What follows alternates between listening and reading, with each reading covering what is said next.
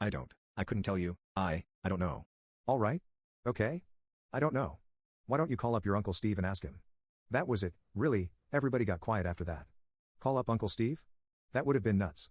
As it was, we all saw Uncle Steve a little more regularly than we did Chris, but what I mean by that is that Uncle Steve actually showed up to Thanksgiving every single year, whereas with Chris it was always, I don't know if Chris will be here.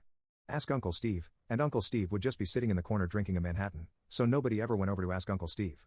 And that was that, for a while anyway. I went away to college, I graduated, I got a bunch of boring jobs. Every once in a while my dad would say something at the dinner table like, I wonder how your cousin Chris is holding up in Russia, and we'd all get a little excited. Did you hear something about Chris? Did you ever figure out how he wound up in Russia?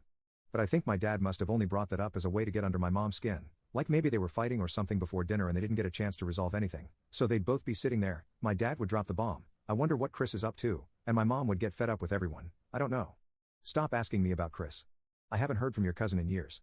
A couple of months ago my grandfather died, it wasn't anything sudden, and he was really old, so it was kind of just like, everyone was sad, but it was more of a lament over humanity, over old age than it was over a tragic death in the family. I called out of work, they were like, how much time do you think you'll need? Like even they were thinking, grandfather? That doesn't sound too devastating, like everybody's grandparents die, can you be back the day after tomorrow? So we're all at the second wake, and like an hour before the funeral home was about to close up shop, guess who walked in? Yeah, it was Chris. And everyone went crazy, Chris. Oh my god Chris. What's up man? Where have you been? Were you really in a Russian prison? Jesus Christ, look, Mom, Chris is here. And it was pretty crazy to see him.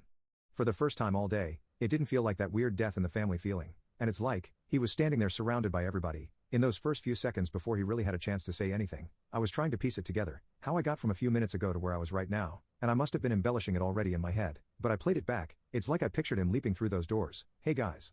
I'm back. It was unbelievable, Chris, right here. Finally, everyone let him catch his breath, gave him a little room to explain himself. Yeah, it's true, he told us, I got sentenced to prison while I was in Russia.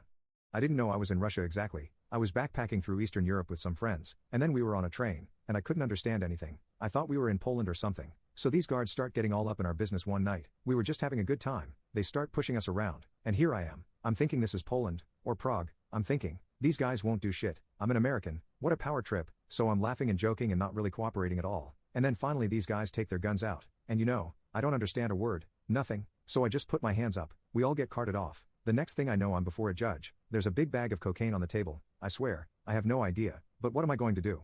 How can I get in touch with the ambassador? I never figured it out. That night they had us on a train to Siberia. Effing crazy right? And my mom shot him a look, like what are you cursing for, you idiot? And he saw it, he said sorry for cursing. I said, Chris? How'd you make it out? What, he said, out of the prison. I got out. The maximum sentence in any Russian prison is like 8 years. Didn't you ever read Crime and Punishment? And no, I never read Crime and Punishment, I think I was supposed to 1 year for school, but I don't even think that the teacher read Crime and Punishment. Did you get beat up or anything like that? I can't believe you still have all of your teeth. You actually look pretty good. And he said, why wouldn't I look good? Those Russian prisons have a bad rap. Those guys aren't so bad.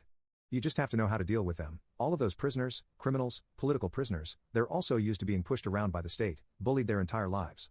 You know how you deal with someone like that? You stare them down. You hold your ground. No, nobody messed with me over there. I was like an honorary guard. Let me tell you something about Russians. Chris. It was Uncle Steve. I hadn't even said hi to him, let's go. Now. And that was it, they both said goodbye and left, we all hung around until they blinked the lights off and on and kicked us out.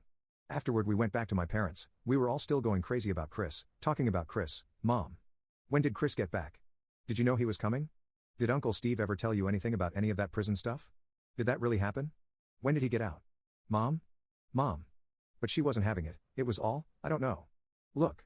I don't know. You should have asked Uncle Steve, because I don't know. And my dad was finally like, enough already, enough, leave your mother alone, she's got a lot to deal with the funeral tomorrow, her dad just died, enough about Chris. And everyone got quiet, but after a couple of minutes, my brother Phil breaks the silence, is he coming for Thanksgiving? And I had his back, I said, yeah Mom, did you ask him about Thanksgiving?